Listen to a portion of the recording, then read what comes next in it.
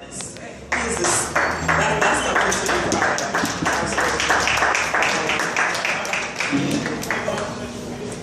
He is the CEO and founder of Nuke Bomb Records. He is the president and founder of POET, which stands for People of Extraordinary Talent. He has over 13 albums and has sold over 10,000 albums.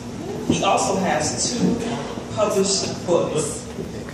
All right, with no further ado, welcome to the stage, Mr. Blaq Ice.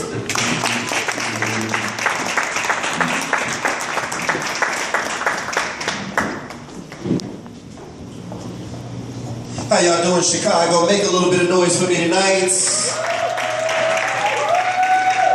I need all the ugly people to be quiet. Alright, I see some of y'all not too sure. I'm just excited to be here tonight. I was coming here to celebrate and support my brother Kharacter. Give it up for my man Kharacter in the building tonight. We have more people that are on the way here, but there was an incident that happened on the way here. There's a gas station down the street.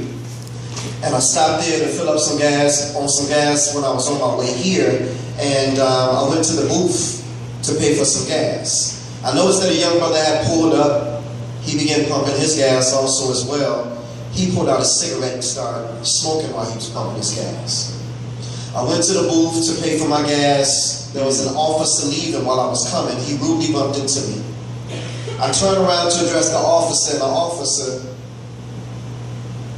just looked at me like I was crazy. I looked at the young man, and his arm had caught on fire. Right here at the gas station down the street. The police walked up to that young man and shot him 3 times and kicked him on the ground. And this is why we have to come together as black people and mobilize ourselves, because we cannot stand for this type of situations to happen in our community. We asked the police, why would you shoot that man? And the police said, because he had a firearm. Y'all so silly, Chicago. Y'all so silly. Y'all ain't right. Y'all like Chicago? Let me hear y'all say, aight? All right.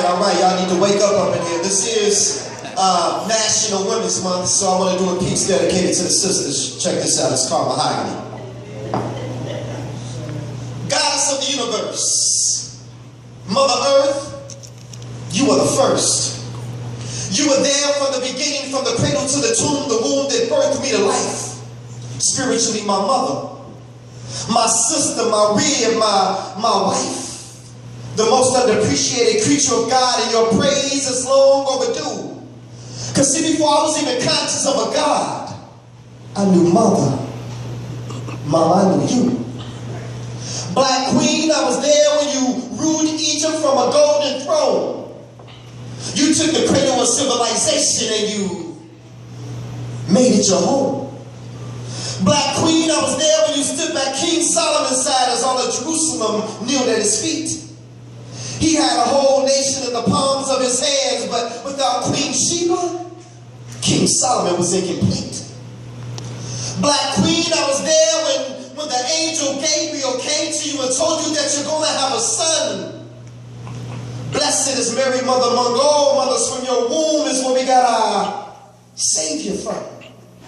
You got us through 400 years of slavery and 100 years of segregation. And you're such a blessing, because when you teach a man, you teach an individual. But when you teach a woman, you teach a nation. And you're so amazing that in the 50s you organized us. In the 60s you went to jail for the cause. In the 70s y'all had white women wearing afros, and in the 80s you became head of the household because the black man had flaws. And despite it all, even in the worst situations, you were able to make it better. Now see, Medea had to cook and clean and swirl floors and be a nanny, but still came home and raised 5 children by herself, but somehow managed to keep the family together. Now, how many people remember when Big Mama was our doctor? When she was our counselor? Could cook a meal without a recipe and tell you it was missing by taking one little taste. And could discipline you with the switch from the nearest tree. And if you were ashy, y'all didn't hear me. I said if you were ashy, She would take that one thumb and a little bit of spit and wipe that dry spot right off of your face. But something has happened to my Eve. Somebody's been whispering in her ear and telling her that sex sells, so you disrobe. Physically and morally exposed and on BET and all the other video shows, now Black Queen, they look at you as just another hoe.